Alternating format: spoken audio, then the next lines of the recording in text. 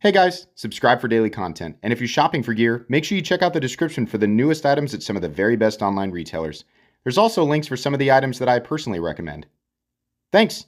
What's going on YouTube? Metal Complex here, and today I've got a little bit of a different type of video to share with you guys. It's not really going to be a review because the Kizer Militaw is a knife that I have already reviewed. However, this variant of this knife is definitely something worth discussing. I got this and showed it off on Instagram and talked about it on my community tab, and there were a whole bunch of people who were excited about it. This came and went, this exact variant came and went on the Kizer website. There was like a, if you're a part of the special, Kizer club, you can get this special pre-order price, and it sold out super duper fast. And I know some people are left sitting, and thinking, wow, I really wish that I could have been a part of that. And I wanted to give you guys some insight and some information moving forward because it turns out this is not the last time that Kizer plans on doing something like this. Thanks so much to Kizer for sending this knife in for me to take a look at. Thanks to my patrons for supporting me.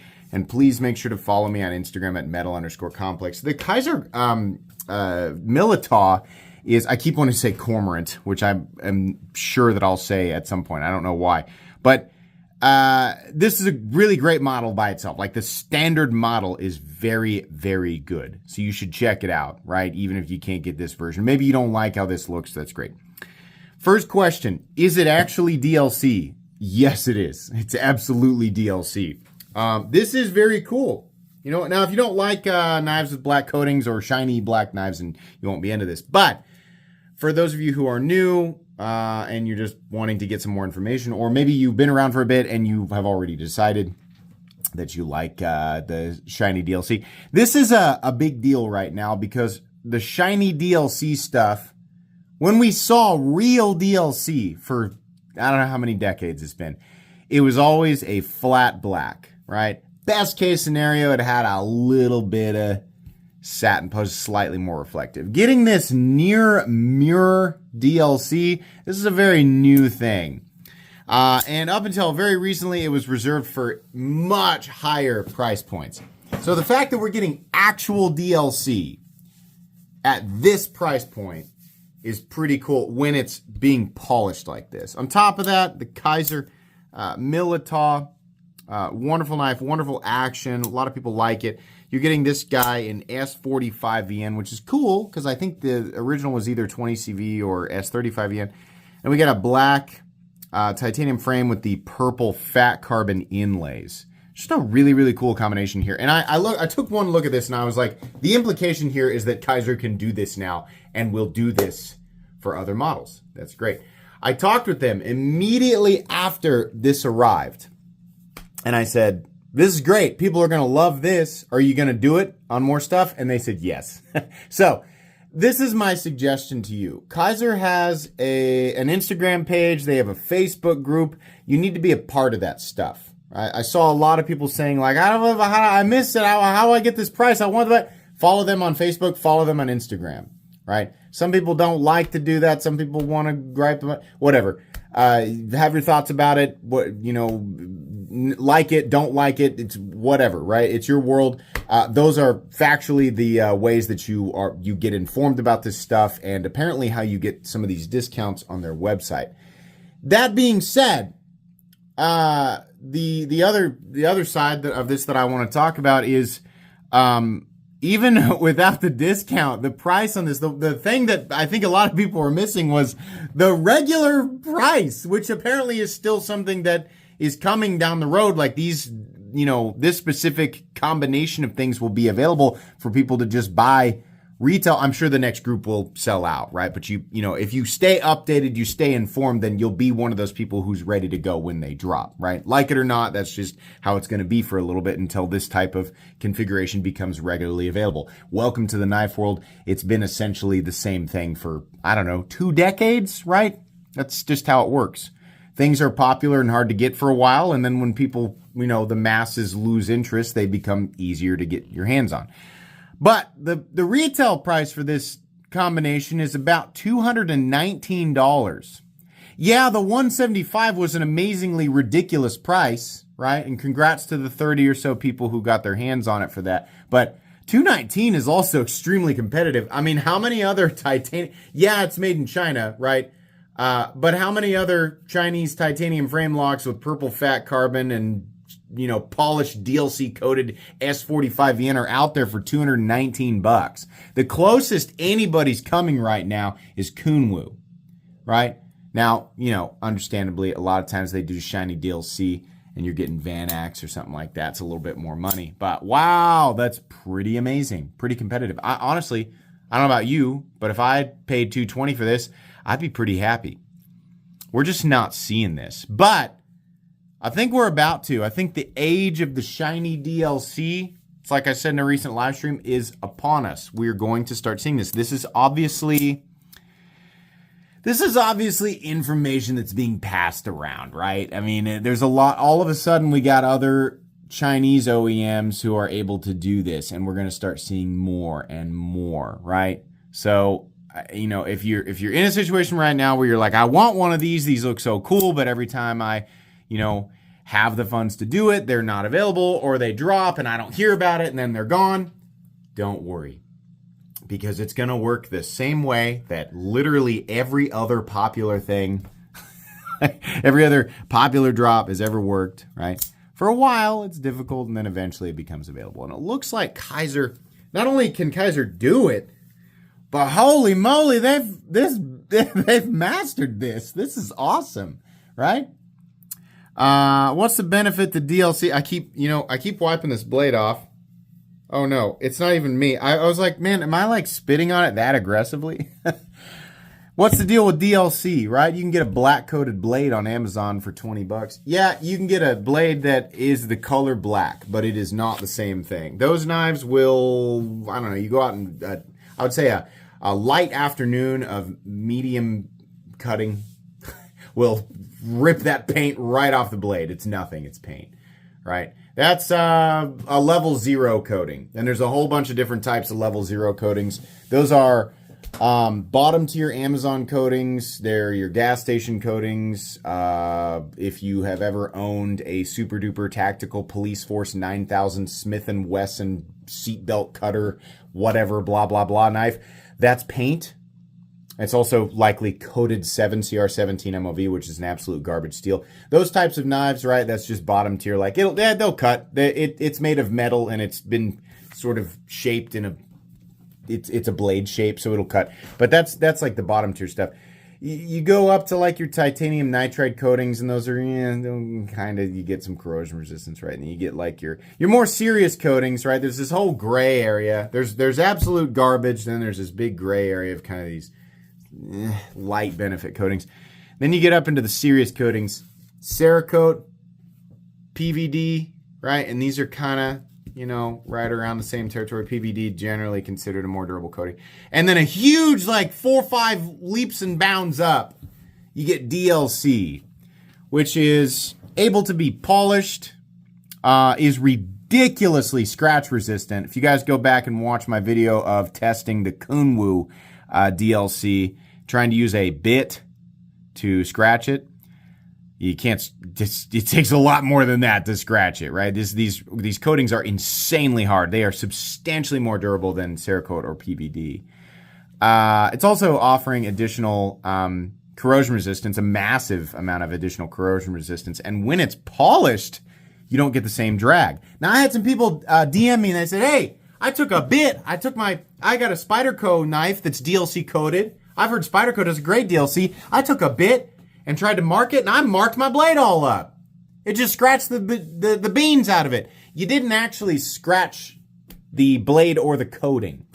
What you did is you pulverized a little bit of that bit or whatever it is that you use. You ground it into powder against the surface, and that powder probably embedded itself in the micropores of the DLC or just on the surface.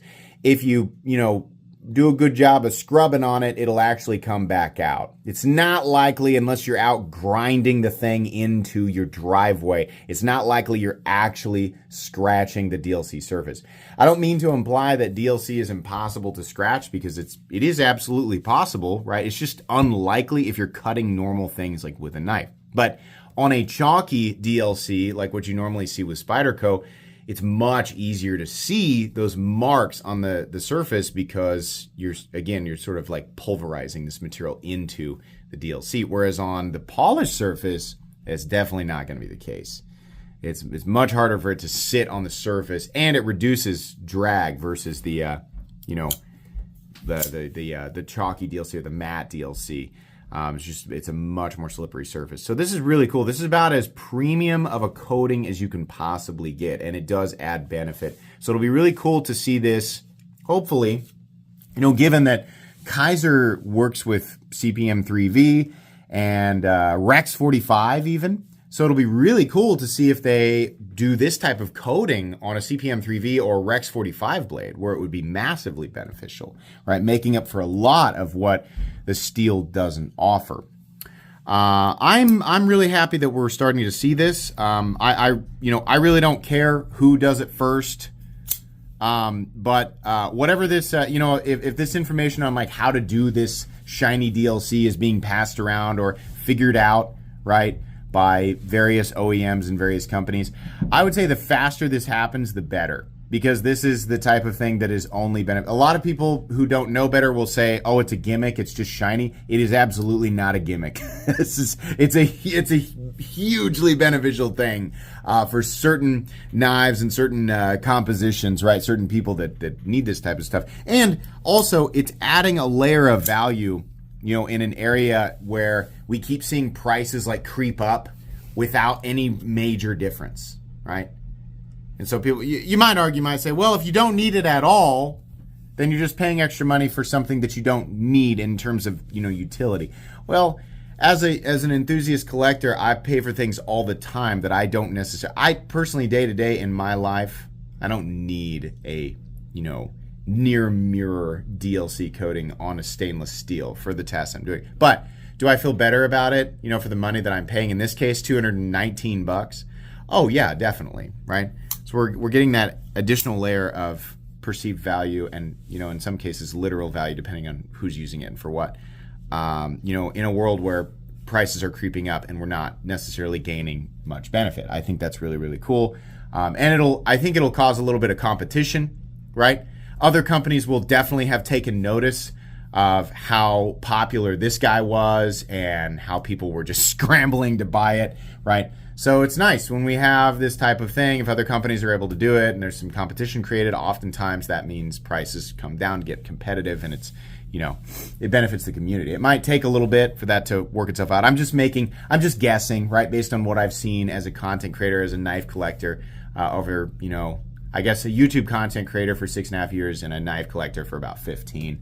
Just speculating. But I feel like that's going to be the case. I'm glad that Kizer plans to do this. I hope that not every single time they do something like this, it's like a limited, like be a part of the club and get in on time and you get the special discount. I hope eventually they're just like, yeah, we just do, if you want it, we just do DLC coatings, right?